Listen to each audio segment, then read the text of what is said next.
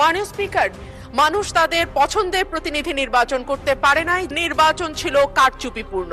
কিন্তু এবার আওয়ামী লীগ নিয়ে সংসদে তীব্র ঝড় তুললেন রুমি ফারহানা। তার ধারালো ও আক্রমণাত্মক বক্তব্যে সংসদ জুড়ে এক চরম উত্তেজনা তৈরি হয়।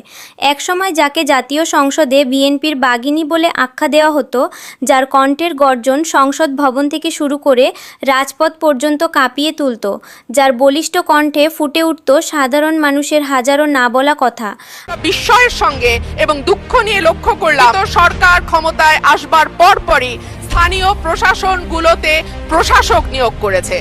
সেই জায়গায় আমরা দেখলাম দলীয় নেতাকর্মীদের পুনর্বাসন প্রক্রিয়া শুরু হয়েছে। আজ সেই রুমি ফারহানাই ক্ষোভ উগরে দিলেন ক্ষমতার মোহে অন্ধ হয়ে যাওয়া বিএনপির বিরুদ্ধে। একই সাথে সংসদে একের পর এক ইস্যুতে ঝড় তুলছেন তিনি। সম্প্রতি আওয়ামী লীগ প্রসঙ্গে তার দেওয়া একটি নির্দিষ্ট বক্তব্যকে কেন্দ্র করে সংসদ কক্ষে তীব্র উত্তেজনা ছড়িয়ে পড়ে।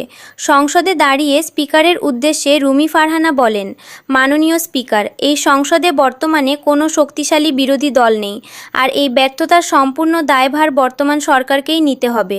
সংসদে কার্যকর বিরোধী দল না থাকাটা আমার কাছে চরম হাস্যকর বলে মনে হয়। আমি ব্যক্তিগতভাবে কোনো রাজনৈতিক দলকে নিষিদ্ধ করার পক্ষে নই। বেশ কিছু মাস আগে এই সংসদেই আওয়ামী লীগ নিষিদ্ধ করার যে বিল পাশ করা হয়েছিল, তা ছিল এই সরকারের সবচেয়ে বড় এবং চরম একটি ভুল সিদ্ধান্ত। সংসদে কোনো শক্তিশালী বিরোধী দল না থাকায় দেশের গণতান্ত্রিক কাঠামো দুর্বল হয়ে পড়েছে।